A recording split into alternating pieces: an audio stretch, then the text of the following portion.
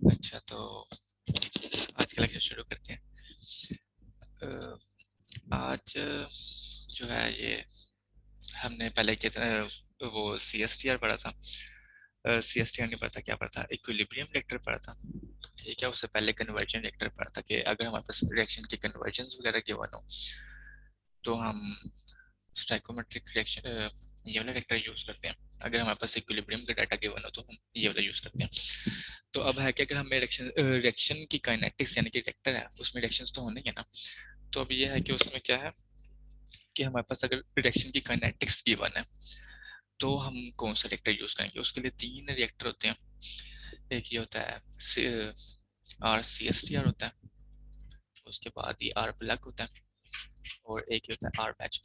इन तीनों के डिफरेंट मकसद होते हैं, मतलब इन तीनों में काइनेटिक्स रिडक्शन तो यूज होता है, लेकिन क्या होता है कि सी एस टी आर जो होता है वो कंटिन्यूस मिक्स्ड प्रोसेस के लिए यूज होता है, यानी कि उसमें मिक्सिंग भी हो रही है और वो कंटिन्यूस रिएक्शन हो रहा है। लेकिन अगर कंटिन्यूस रिएक्शन हो रहा है उसमें मिक्सिंग क्या हो रहा है, अलोंग दी लेंथ हो रही है, तो वो ट्यूबलेट रिएक्टर हम यूज करते हैं।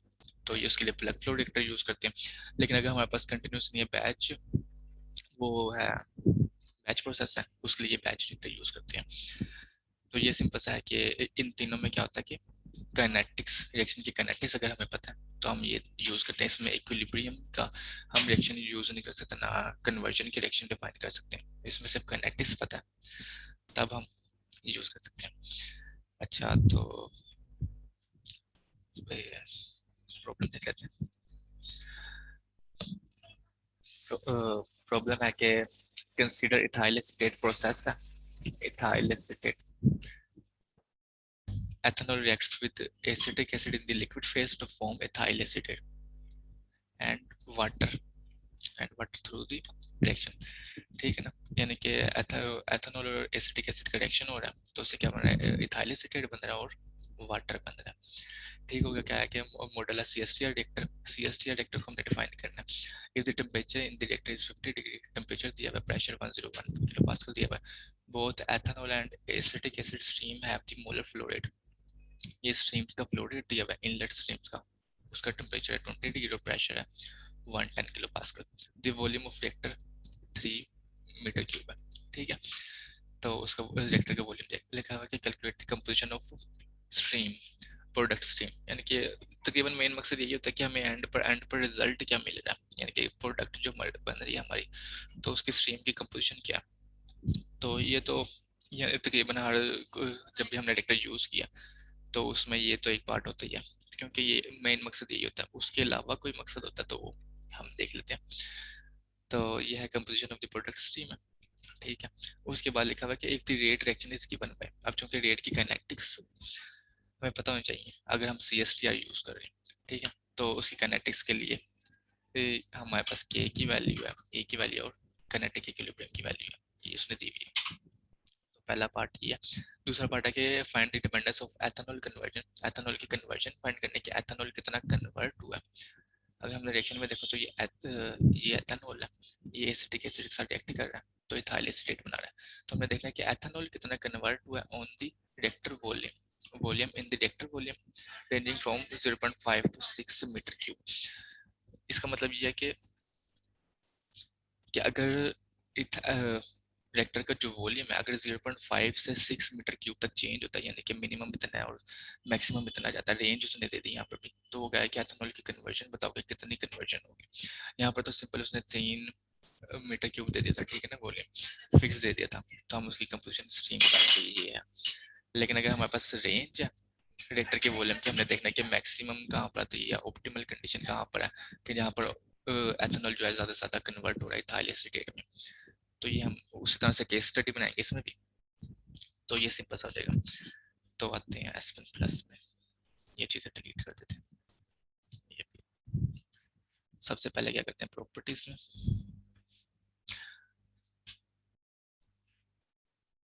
प्रॉपर्टीज में आकर जो कंपोनेंट होता है उनको डिफाइन कर देते हैं।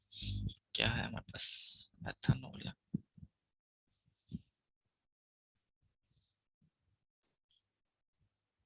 एसिटिक एसिड,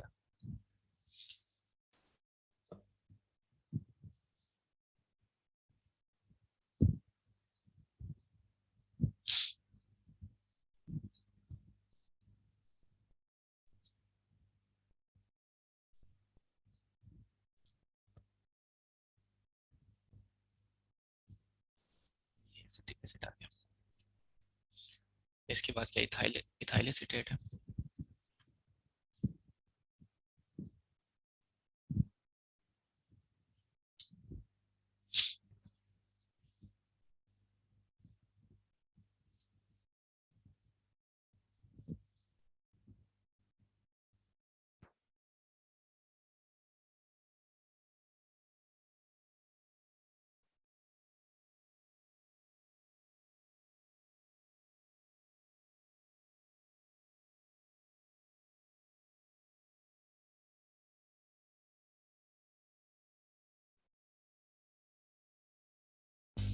ये इथाइल एसीटेट और साथ में क्या वाटर बन रहा था, तो वाटर।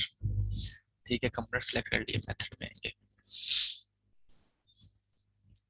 क्योंकि ये हमारा केमिकल वो है, यानी केमिकल से रिलेटेड है, इसमें हाइड्रोकार्बन हैं, तो क्या करेंगे, इसके लिए बेस्ट होता है कि NaRTL जो होता है वो वाला यूज करें। तो मतलब ना ये मेथड्स का पता होना चाहिए कि कौन सा मेथड कब यूज करना है। अच्छा ये सिलेक्ट कर लिया, लेकिन ये मेथड अभी डिफाइन नहीं हुआ, क्योंकि ना ये वही रिफ्रेश का थोड़ा मसला होता है। इसको ओपन करके एक दफा देख लो, ये टिक आ गया सारे। ठीक है, ये कंपोनेंट से इनपुट डिफाइन हो गया। सिमुलेशन एनवायरनमेंट में जाते हैं।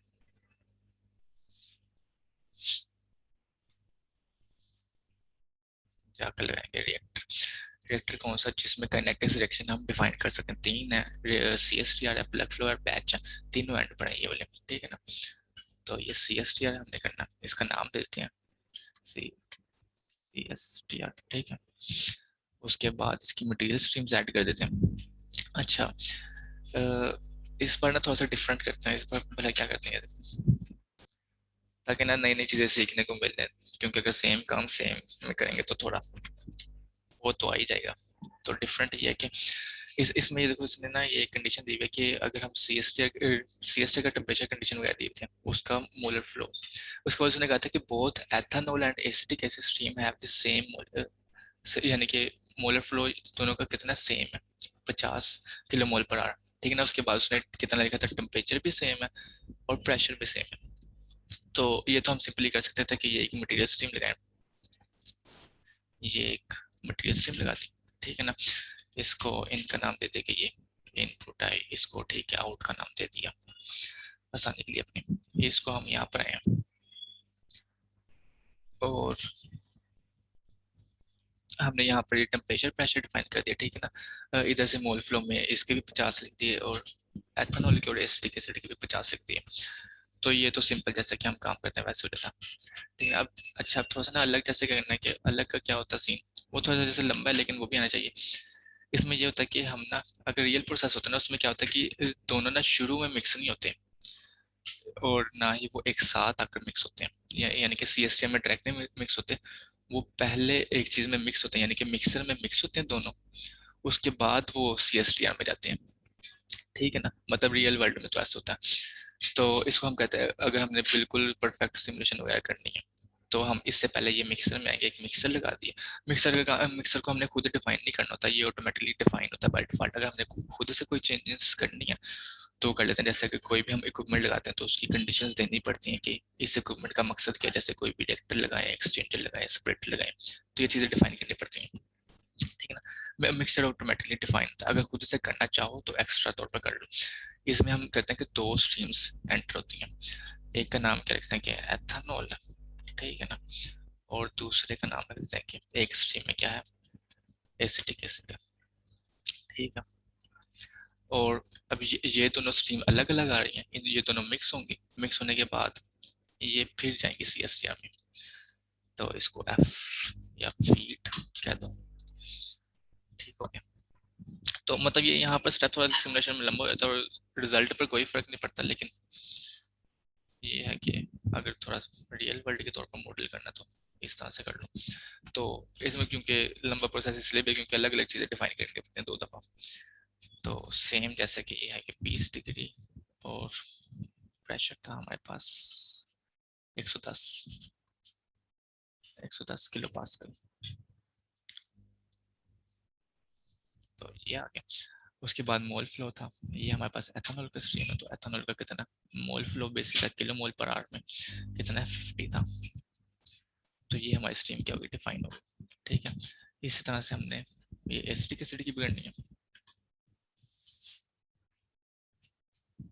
इसमें भी कितना आएगा 20 आ जाएगा, 110 क्या है यूनिट उसके किलो पास्कल, किलो पास्कल आ गया, और एसिटिक एसिड की मोल कितना 50 किलो मोल पर आवर मोल की बेसिस है, ये भी डिफाइन हो गया।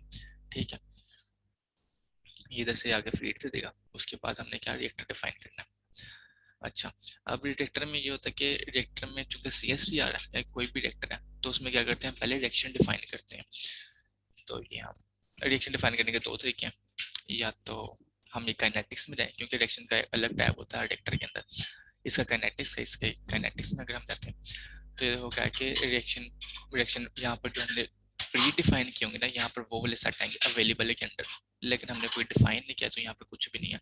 तो यहाँ पर भी एक ऑप्शन होता है कि आप डायरेक्ट यहीं से ही रिएक्शन आईडी क्रिएट कर लो और इधर इंपोर्ट करवा लो सिलेक्टेड में, एक ये तरीका होता है। एक ये तरीका होता है कि यहाँ पर जैसे पहले करते हैं कि यहाँ पर ये रिएक्शन का है, इसको सिलेक्ट करो, यहाँ पर रिएक्शन पहले डिफाइन कर लो खुद ही सिंपली तौर पर, क्योंकि रिएक्शन होते हैं हमें पता होता है कि ये रिएक्शन होने होते हैं पूरे सिमुलेशन के अंदर, तो हम आते हैं रिएक्शन के टाइम में पहले सारे रिएक्शन जो होते हैं सिमुलेशन में हम डिफाइन कर लेते हैं, फिर जितने रिएक्टर लगे होते हैं फिर उनमें बस कॉल करते रहते हैं कि ये वाला रिएक्शन इस रिएक्टर में हो रहा है, ये वाला इस रिएक्टर में हो रहा है। तो ये थोड़ा कंपाइलेशन में यानी कि ऑर्गेनाइजेशन में थोड़ी आसानी हो जाती है कि यहाँ से हम पहले ही कर लें, लेकिन अगर जैसे कि भूल जाता है यार ठीक है जैसे मर्जी कर लो, तो रिएक्टर के अंदर जाकर याद आता कि ये वाला रिएक्टर रिएक्टर में ये वाला रिएक्शन हो रहा है तो डिफाइन कर दो। इसमें ये होता है कि वो अगर ज्यादा रिएक्शन हो रहे हैं तो आगे पीछे हो सकते हैं या मिस हो सकते हैं, कि याद भूल जाता है या एक रिएक्शन ऐड किया दूसरा नहीं ऐड किया किसी रिएक्टर के अंदर, तो इस तरह से ना ये थोड़ा मसला पड़ सकता है। तो ये होता है कि रिएक्शन हम ना पहले ही रिएक्शन वाले में आए, जैसे कि ये रिएक्शन वाले में टाइम में इधर से डिफाइन कर लें। अच्छा, अब हाइसिस में होता है रिएक्शन, हाइसिस में ना चार किस्म के होते हैं, कन्वर्जन का होता है, इक्विलिब्रियम का होता है, उसके बाद ये काइनेटिक्स का होता है, और एक वो आयनिक इलेक्ट्रोलाइट वगैरह का होता है। ठीक है ना, तो इसमें अगर हम देखें ना इसमें ये देखो काफी ज्यादा है, ठीक है ना, इसमें ना डिफरेंट मेथड के ना डिफरेंट मेथड के लिए डिफरेंट यूज होते हैं। असल में इसमें भी हैं चार ही बेसिक ही हैं कि कन्वर्जन का इक्विलिब्रियम का कि कौन सा, तो इसमें ना मेथड थोड़े ज्यादा है, तो इसलिए ये होता है कि ना जैसे जो पीछे जिस इक्वेशन के जरिए वो इसको रिएक्शन को सोल्व करेगा ना, उसके लिहाज से डिफरेंट उसका नाम आ जाता है। अब जैसे कि अब इसमें है ना पावर लॉ, जो पावर लॉ ये भी काइनेटिक्स के लिए यूज होता है, और जो LHHHW जो WHW है ये भी काइनेटिक्स के लिए रिएक्शन के लिए यूज होता है। दोनों क्या करते हैं डिफाइन क्या करते हैं काइनेटिक रिएक्शन ही डिफाइन करते हैं, लेकिन इन दोनों की जो पीछे इक्वेशन जिनके जरिए डिफाइन करते हैं ना वो उनकी इक्वेशन डिफरेंट है इस वजह से, तो इधर डिफरेंट हो जाता है। तो अगर ना पता हो इतनी डिटेल वगैरह तो अच्छा, इसमें एक फर्क होता है कि LHHW ये होता है कि हेट्रोजीनियस, अगर हमारे पास हेट्रोजीनियस रिएक्शन है ना तो उसके लिए बेस्ट होता है कि आप ये वाला यूज कर लो, अगर हेट्रोजीनियस नहीं है तो ये पावर वाला यूज कर लो। तो ये थोड़ा सा डिफरेंस है, दोनों काइनेटिक्स के लिए होते हैं। तो अभी हम जनरली करते हैं, हम अंदर जाकर एक तो इस तरह से यहाँ से ट्रैक डिफाइन कर दो, या जनरल में जाकर फिर बाद में डिफाइन करो। हमने जनरल एक रिएक्शन का सेट बना लिया, अगर हम देखें ये रिएक्शन में थे रिएक्शन का एक R1 का सेट बना लिया, ठीक है। अब इस सेट के अंदर हम न्यू रिएक्शन क्रिएट करते हैं, ठीक है। रिएक्शन का कोई भी नाम दे दो, मेन रिएक्शन या सिंपल रिएक्शन, कुछ भी कर लो। इधर से हम रिएक्शन की क्लास डिफाइन करते हैं कि रिएक्शन कौन सा, ये देखो अब ये कौन सा आ गया, क्या अब ये डिफरेंट ये इक्वेशंस आ जाएंगी, यानी कि इनके जो सोल्व करने का प्रोसीजर है वो डिफरेंट है। अगर हम इसके साथ लिखा हुआ है काइनेटिक रिएक्शन विद जनरलाइज्ड और फिर उस मॉडल का नाम लिखा हुआ है, और ये भी GLH वाला है, ये भी काइनेटिक रिएक्शन है, जो पावर वाला है ये भी काइनेटिक रिएक्शन है। असल में ये सोल्व करने का तरीका डिफरेंट होता है, तो हम पावर लॉ से यूज करेंगे। अच्छा, तो हमारा रिएक्शन क्या था कि इसमें क्या एसिटिक एसिड और एथेनॉल, इधर से आएंगे एथेनॉल एसिटिक एसिड, प्रोडक्ट में आ जाएंगे, प्रोडक्ट क्या बन रही है हमारे पास इथाइल एसीटेट और वाटर, इनके मोल्स जो कंज्यूम हो रहा है वो नेगेटिव के साथ आ जाएंगे, जो प्रोड्यूस हो रहा है वो पॉजिटिव के साथ आ जाएंगे। ये डिफाइन हो गया, ठीक हो गया, ठीक है, इसको क्लोज कर दिया। ये हमने रिएक्शन डिफाइन कर दिया। अब चूंकि हमने काइनेटिक रिएक्शन डिफाइन की है ना, तो वो क्या है कि इसकी काइनेटिक्स भी डिफाइन करूँ, सिर्फ कन्वर्जन नहीं। हमने तो बता दें कि रिएक्शन ये है, लेकिन वो क्या है कि काइनेटिक्स भी डिफाइन करूँ, क्योंकि काइनेटिक्स वो हमने डिफाइन किया हुआ। अच्छा, तो रिएक्शन को हम कहते हैं कि रिवर्सेबल है। रिवर्सेबल इसलिए है क्योंकि ना उसने यहाँ पर ना ये इक्विलिब्रियम कांस्टेंट भी दिया हुआ है। तो इक्विलिब्रियम कब आता है? जब रिएक्शन हमारे पास रिवर्सेबल हो, यानी कि अगर इक्विलिब्रियम तभी अचीव होगा कि जब फॉरवर्ड और बैकवर्ड रेट दोनों इक्वल होंगे। तो इस वजह से हम इसको करते हैं कि रिवर्सेबल है और काइनेटिक रिएक्शन है। ठीक है, अब आगे कौन सी वैल्यू दी हुई है उसने? एक के की वैल्यू दी हुई है बस। ए के की वैल्यू 1.2 e की पावर +6। के बाद उसने e की वैल्यू दी है 54.24, e की वैल्यू है 54.24, यूनिट उसके हैं किलो जॉल किलो पर मोल, किलो जॉल पर किलो मोल। तो ये है, ये इसकी यूनिट आ गई। तो अभी भी डिफाइन नहीं हुआ। अच्छा, रिएक्टिंग फेज हमारा क्या लिक्विड ही है, ठीक है ना, बेसिस मोलैरिटी है, और हमने बेसिस क्या लेना है कि किस बेस के तौर पर वो करना है। यानी कि बाय डिफॉल्ट हमें चाहिए भी यही है कि रिएक्टर के वॉल्यूम के ऊपर या कैटलिस्ट के वेट के ऊपर। तो कैटलिस्ट हमारे पास है नहीं, तो हम रिएक्टर के वॉल्यूम के बेसिस लेंगे कि जितना उसका रिएक्टर का वॉल्यूम चेंज करेगा ना, उस लिहाज से कंपोजिशन चेंज करेगी इस रिएक्शन की, ठीक है ना। इधर से थोड़ा सा नीचे आता है कि और क्या चीज़ आ गई है। ये रिएक्टर से ना हमें एक्सपोनेंट डिफाइन करने होते हैं यहाँ पर। Specify parameter for forward rate reaction, सिर्फ फॉरवर्ड की करने, बैकवर्ड यानी कि जो प्रोडक्ट बन रही है उसका नहीं करना हमने। तो फॉरवर्ड में किसका हमने कंपोनेंट का देखना कि एथेनॉल कितना कन्वर्ट हो रहा है, ठीक है ना।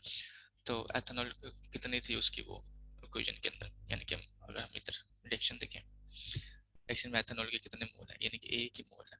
तो ए की मोल कन्वर्ट हो रहा है, तो उसका एक्सपोनेंट कितना 1 नहीं है, लेकिन क्या हो रहा है, कंज्यूम हो रहा है एथेनॉल। तो रिएक्टर में कितना है, -1 एक्सपोनेंट आ गया, ये हमने कर दिया। अच्छा,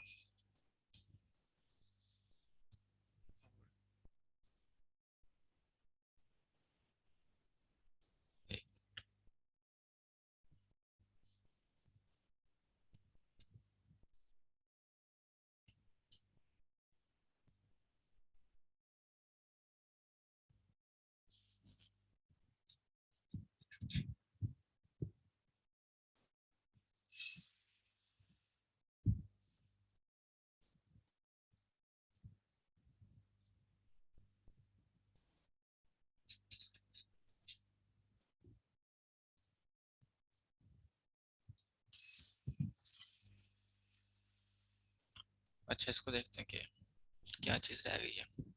रिडक्शन ना, ये चीज़ें डिफाइन कर दी हैं। उसके बाद एक्सपोनेंट डिफाइन करना था।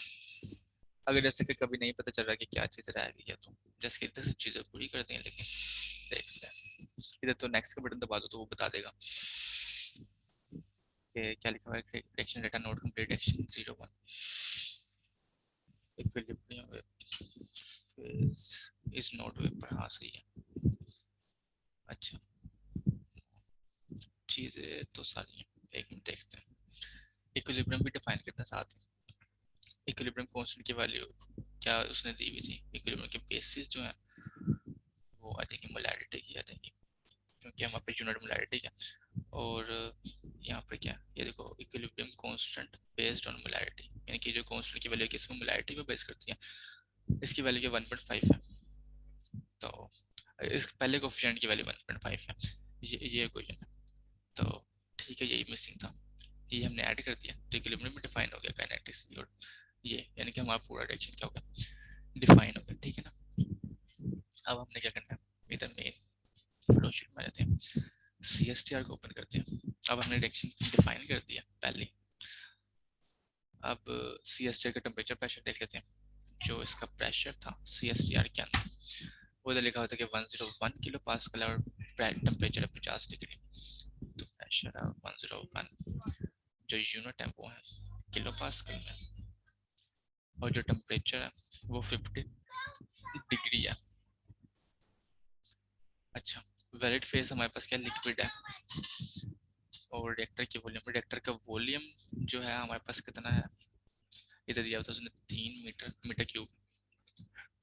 तो हम इधर 3 एंटर करेंगे और यूनिट जो है मीटर क्यूब। तो ये इसे डिफाइन नहीं होना कि ये सी यू हम लिखा हुआ है ये क्यूबिक मीटर, यानी कि पढ़ते भी उसको क्यूबिक मीटर ही है, बस हम लोग मीटर क्यूब पढ़ते हैं। तो ये सी यू क्यूब क्या और ये मीटर आ गया, तो क्यूबिक मीटर इस तरह से। ये ना हो कि मीटर और क्यूब की पावर ढूंढ रहे हो। अच्छा काइनेटिक्स में आ जाएंगे। अब ये देखो हमारे पास रिएक्शन का सेट हमने पहले डिफाइन कर दिया था ना, वो क्या है कि ये वाले सेट क्या है अवेलेबल है। तो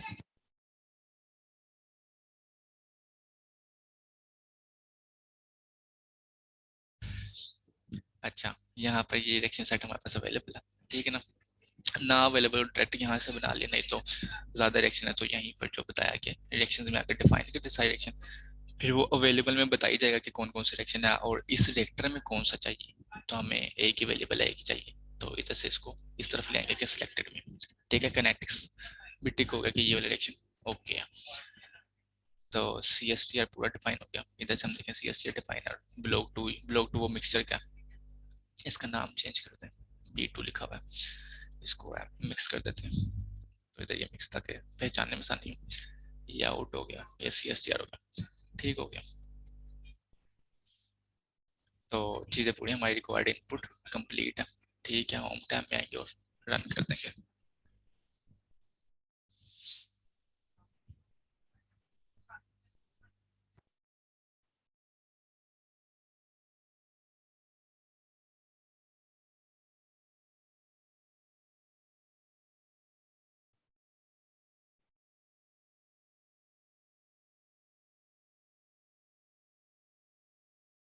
ठीक है, अब ये रिजल्ट्स आ गए थे।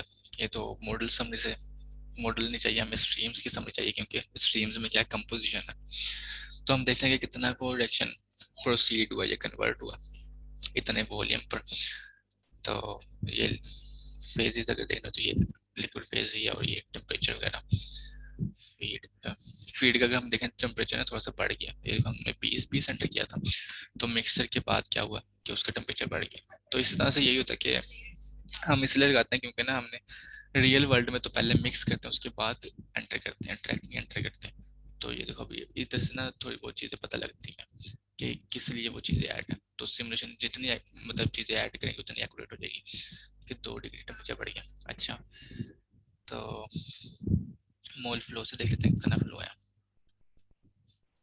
तो ये देखो अब ये एथेनॉल जो आउट है, यानी कि ये हमारी प्रोडक्ट है, ये वाली स्ट्रीम है, ये वाली, ठीक है ना।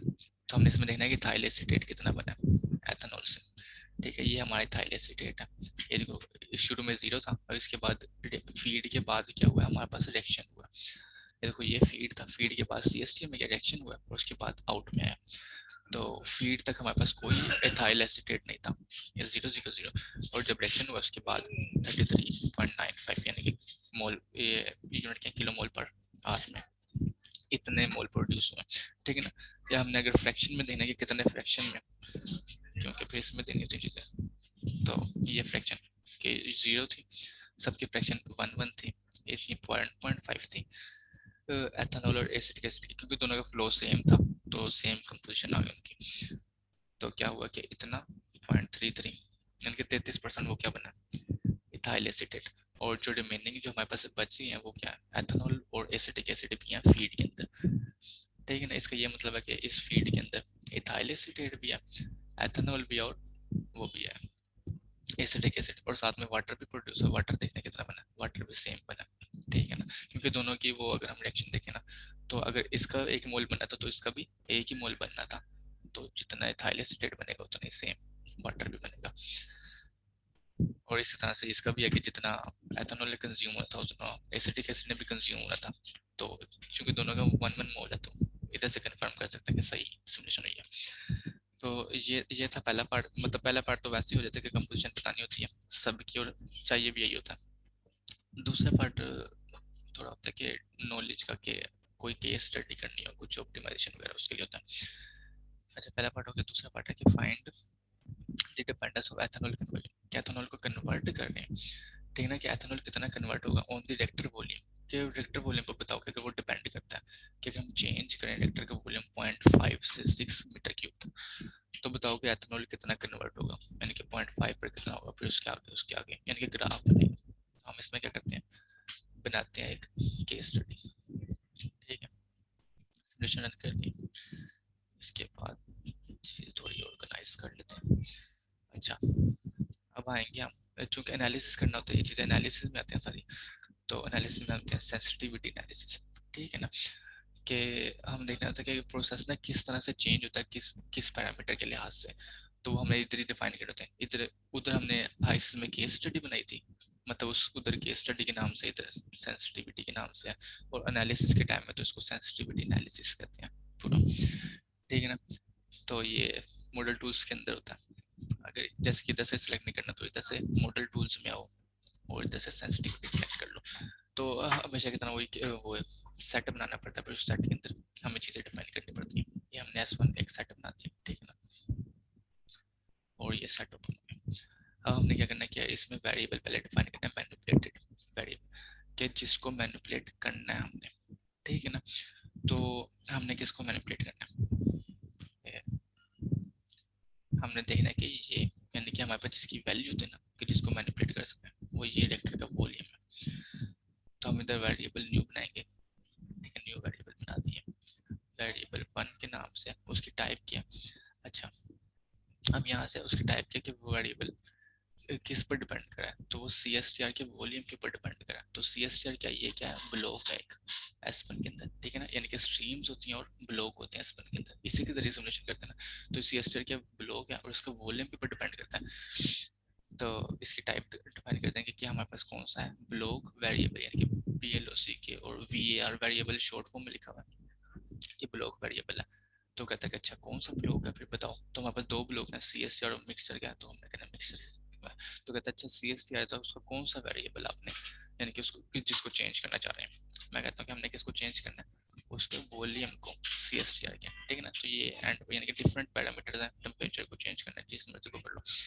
तो हमारी केस स्टडी किस पर, वॉल्यूम पर, कि हमने वॉल्यूम को चेंज करना है। कहता ठीक है, वॉल्यूम को चेंज कर देते हैं। कहते हैं स्टार्ट पॉइंट बता दो, एंड पॉइंट बता दो, कहाँ से कहाँ तक आपने डाटा का एनालिसिस करना है। तो 0.5 से किस और यूनिट चेंज कर लेते हैं क्योंकि क्यूबिक मीटर में, क्यूबिक में, ठीक है ना। तो हमने 0.5 से 6 तक, हाँ 0.5 से 6 क्यूबिक मीटर तक जाना था। ये उसका होता है कि जो ये इक्विलिब्रियम, ये लिस्ट ऑफ वेरिएबल्स होते हैं ना, ये होता है कि आपने किस वो फॉर्मूले के जरिए आपने करना है। इक्विडिस्टेंस में ये होता है कि जी आपको ये पॉइंट्स डिफाइन कर देते हैं, ठीक है ना, कि 20 पॉइंट हर पॉइंट के बाद एक कैलकुलेशन कर लें। तो जितने ज़्यादा पॉइंट्स होते हैं उतनी ज़्यादा इंक्रीमेंट, उतनी छोटी इंक्रीमेंट होती है और उतने ज़्यादा डाटा पॉइंट्स मिलते हैं हमें ग्राफ के अंदर। तो यानी कि अगर छोटे से छोटे चेंजिंग पर देखना है तो देख लो, अगर देखना है कि हर 0.5 के बाद मिले हमें, तो हम कहते हैं ठीक है 5 या 10 इंक्रीमेंट्स के बाद बता दो। तो ये 0.6 का इंक्रीमेंट आ गया है, तो तकरीबन 9 पर आ जाएगा, 0.5 तकरीबन ऐसे चेंज करना पड़ता है। लेकिन हमें ज़्यादा पॉइंट्स चाहिए, तो हम क्या करेंगे कि 20 तक कर लेते हैं ताकि अच्छा ग्राफ बन जाए हमारा। तो ठीक है, ये वेरिएबल डिफाइन होगा कि जिसको मैनिपुलेट करना है। अब दूसरा होता है कि इसको मैनिपुलेट करके आपने असर किस पर देखना है, ठीक है ना, तो सैम्पल्ड वेरिएबल्स को कहते हैं। तो अब हमने किसको देखना था कि अगर हम वॉल्यूम वेक्टर का चेंज करें तो एथेनॉल की कन्वर्जन कितनी है। अच्छा, अब ये एथेनॉल की कन्वर्जन ये ना कोई वो, अच्छा मैं बताता हूँ साथ साथ, हाँ ये अभी बताता हूँ कि ये ना कोई वो नहीं है, वेरिएबल नहीं है कि S1 के अंदर ना, अगर मैं देखूँ कि ठीक है सी एस टी का टेम्परेचर वॉल्यूम ये वो चीज़ें तो मिल जाएंगी, अगर मैंने कंपोजिशन वगैरह देखनी होती इसकी तो मिल जाती। लेकिन ना यहाँ पर जैसे कि हमने कल किया था आईसीएस में कि उसकी कंपोजिशन वगैरह थी, तो हमने कंपोजिशन के वो सिलेक्ट कर ली थी कि इस ये आउटपुट में कितनी कंपोजिशन है। तो हमें पता लग गया था कि हमने टेम्परेचर को वेरी किया था, तो आउटपुट की हमें कंपोजिशन पता लग गई थी। लेकिन ना अब कन्वर्जन का कोई वेरिएबल नहीं होता कि ये चीज़ इसमें कितना कन्वर्ट हो गई, कि एथेनॉल जैसे कि कितना कन्वर्ट हो रहा है। तो अब अगर जब कोई वेरिएबल ऐसा आ जाए ना कि जिसको एस्पन बाय डिफॉल्ट खुद से ना देता हो, तो हम उसे खुद डिफाइन करते हैं फोर्ट्रान के अंदर, जैसे उधर किया था जब मैंने वो एक रिलेशन बताया था ना शुरू में, जब वेक्टर्स का शुरू किया था। तो मैंने कहा था कि अगर कोई किसी चीज़ में रिलेशन आ जाए तो उसे किस तरह से हम रिलेशन को लिखते हैं इसके अंदर। तो इसी तरह से कहेंगे कि वेरिएबल अगर इसके अंदर नहीं है तो हम खुद से अपने वेरिएबल बनाएंगे, ठीक है, और उनका आपस में रिलेशन बनाएंगे फोरट्रान के अंदर। तो हमने क्या बस कन्वर्जन ही देखनी है, तो दो वेरिएबल बनाते हैं।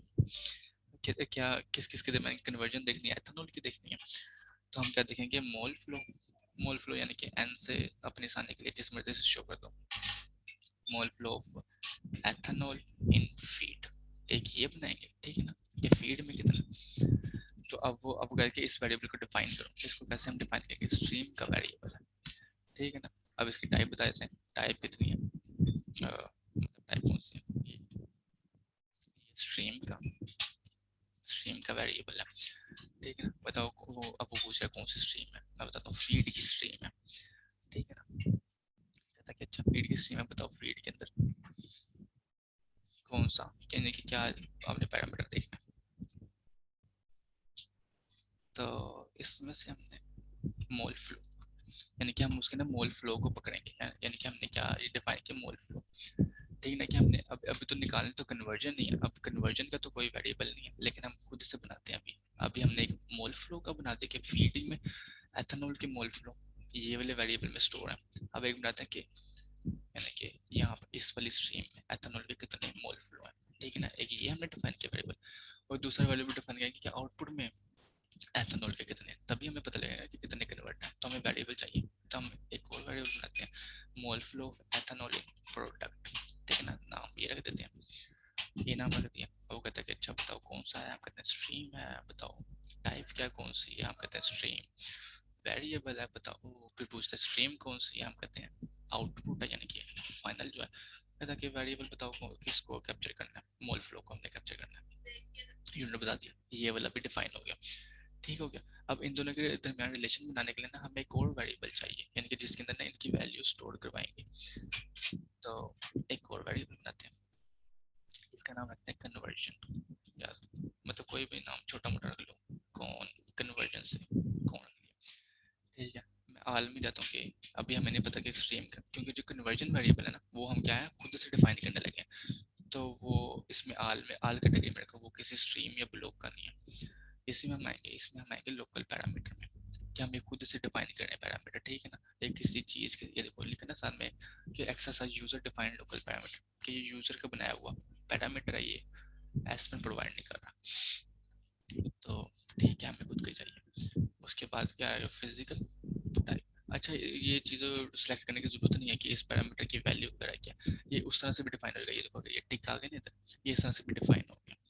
तो असल में ये हम यूज इसलिए करें क्योंकि इसमें ना वैल्यू स्टोर करवानी है। स्टोर कैसे करवानी है मैं बताता हूँ, ये देखो अब हमने आना है फोरट्रान में, अब हमने लिखना है कोड, ठीक है ना, ये टैब के साथ जरा थोड़ा आगे कर देते हैं इसे।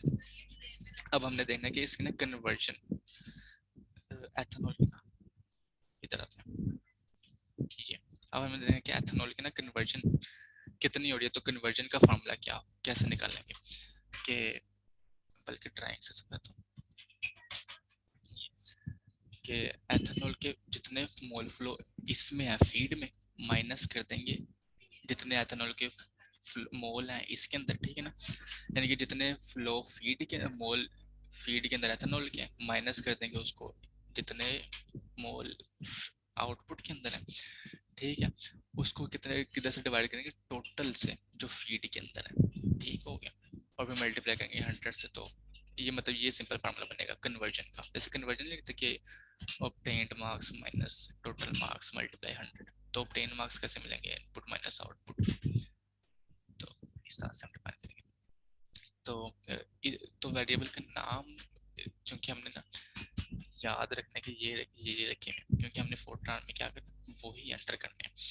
तो हमने क्या करना है कि इसको थोड़ा ब्रैकेट में डाल, बल्कि जिसमें स्टोर वैल्यू करानी है हमने क्या नाम दिया था, CON के नाम से था, और कैपिटल में है तो कैपिटल में लिखेंगे कन्वर्जन, ठीक है ना।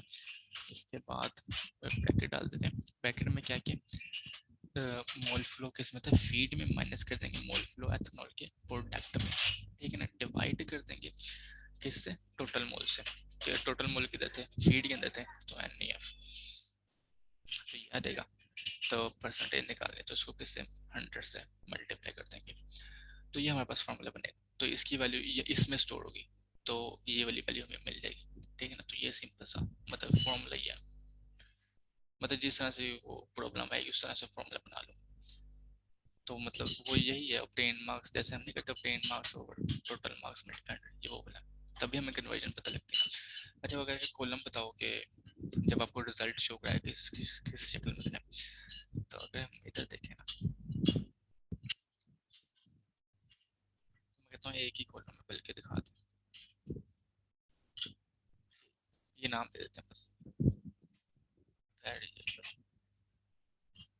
जो यानी कि पहला वन कर देते हैं, यानी कि पहला कॉलम में ना क्या दिखाते हैं कन्वर्जन, बल्कि इधर से यानी कि राइट क्लिक करोगे, अगर वेरिएबल का नाम नहीं पता या थोड़ी कंफ्यूजन हो रही है, राइट क्लिक करो वेरिएबल लिस्ट में आओ, ये जितने वेरिएबल डिफाइन क्योंकि इधर आ जाएंगे, ठीक है ना। तो हमें कौन सा चाहिए पहले कॉलम में CUN, इधर से या तो कॉपी कर लो, ठीक है ना, या ज़्यादा कॉम्प्लेक्स नाम नहीं रखा हुआ तो बस पेस्ट कर दो, मतलब रख दो। तो ये तो इधर डिफाइन, ये इसलिए होता है कि आपको रिजल्ट किस शक्ल में चाहिए, तो एक ही कॉलम में ज़्यादा डिफाइन नहीं करते।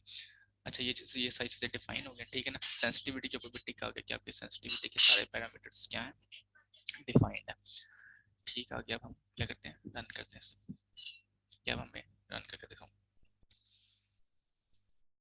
अच्छा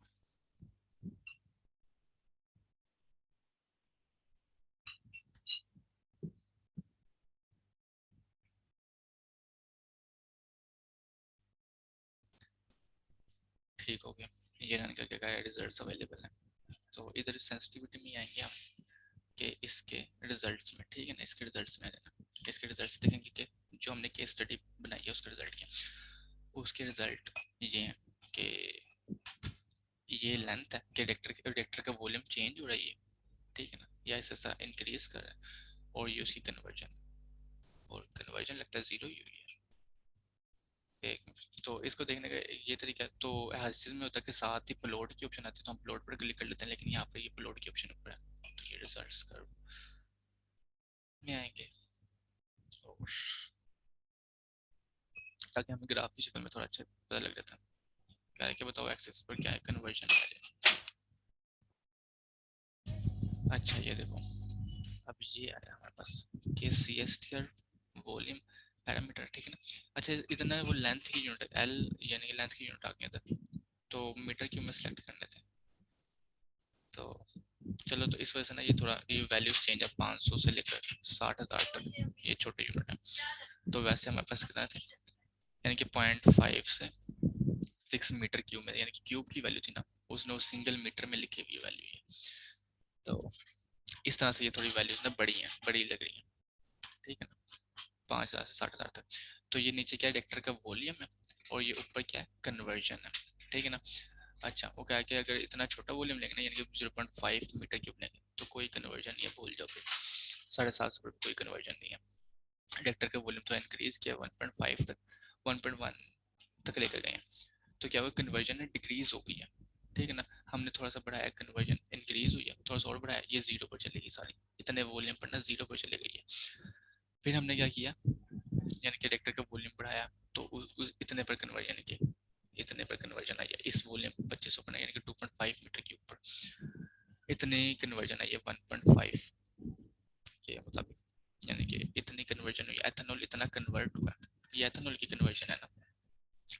इसी तरह से इतने फिर ये जीरो हो गया, हमने बढ़ाया कम हुई है, फिर जीरो, फिर बढ़ाया कम, फिर और कम हो गई नेगेटिव, फिर ये जीरो, यानी कि हमें पता लगा कि जो मैक्सिमम कन्वर्जन हमें मिलेगी ना वो इस पर मिलेगी, यानी कि इतनी हमें कन्वर्जन मिल रही है। अगर मैं ट्राई करूँ ये देखो यहाँ पर, ठीक है ना, यानी कि ये जो है ये वाली वैल्यू 1.5, इतनी मैक्सिमम कन्वर्जन मिलेगी, इससे ज़्यादा नहीं मिल रही हमें। तो हम या तो फिर अगर हम 4,000 को यानी कि 4 मीटर क्यूब लगाएंगे तब भी इतनी कन्वर्जन मिलेगी, अगर 5 मीटर क्यूब का CST लगाएंगे तब भी इतनी मिलेगी, अगर 2.5 मीटर क्यूब का लगाएंगे तब भी इतनी मिलेगी। तो अब क्या कॉस्ट, तो जितना बड़ा रिएक्टर होगा उतनी ज़्यादा कॉस्ट आएगी, लेकिन कन्वर्जन तो सेम मिल रही है हमें, ठीक है ना। तो यानी कि ये एनालिसिस इसी वजह से होता है कि आपको बेस्ट, यानी कि मिनिमम कॉस्ट पड़ना, आपको बेस्ट रिजल्ट मिले। तो यानी कि हम इतना छोटा रिएक्टर चाहिए हमें 2.5 का, हमने, ठीक है ना, 2.5 का रिएक्टर चाहिए और इतनी कन्वर्जन आपको मिल रही है। एनालिसिस का यही मकसद होता है कि आप चीज़ें देख लें। तो अच्छा, सेंसिटिविटी एनालिसिस जो होता है ना, ये इंडिपेंडेंट रन करता है उससे। जो कल हमने जो हाइसिज्म किया था ना, जब हमने उधर से ना कैलकुलेटर में किया था हमने, जब हमने कैलकुलेटर में चीज़ करते हैं ना, तो उससे ना रिजल्ट्स पर भी फर्क पड़ता है। अगर मैं रिजल्ट्स दिखाऊं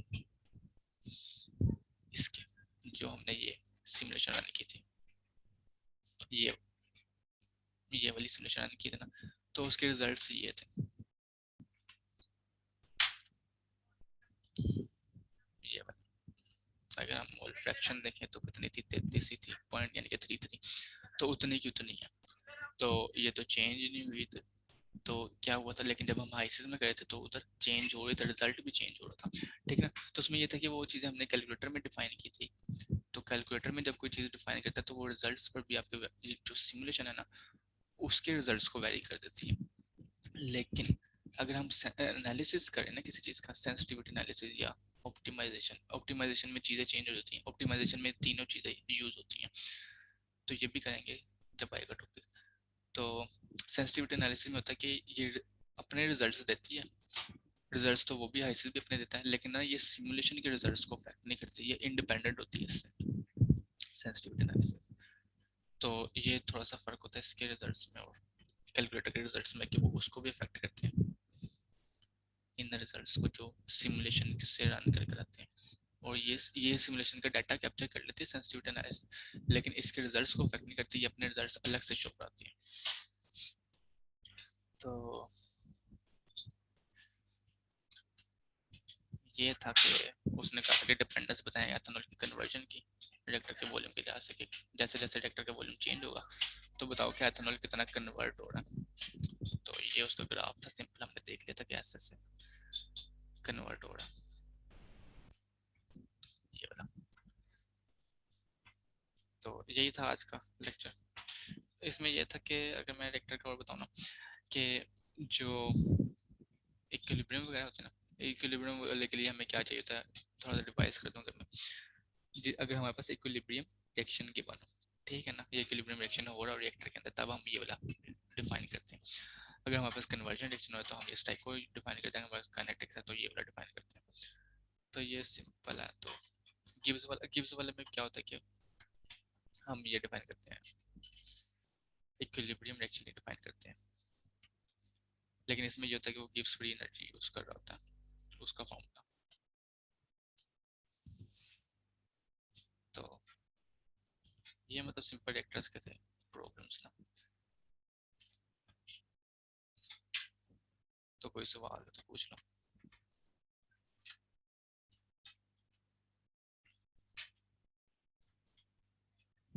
बाकी लेक्चर में अपलोड कर देता हूँ, सही है, ठीक है। तो ठीक है फिर, अल्लाह हाफिज़।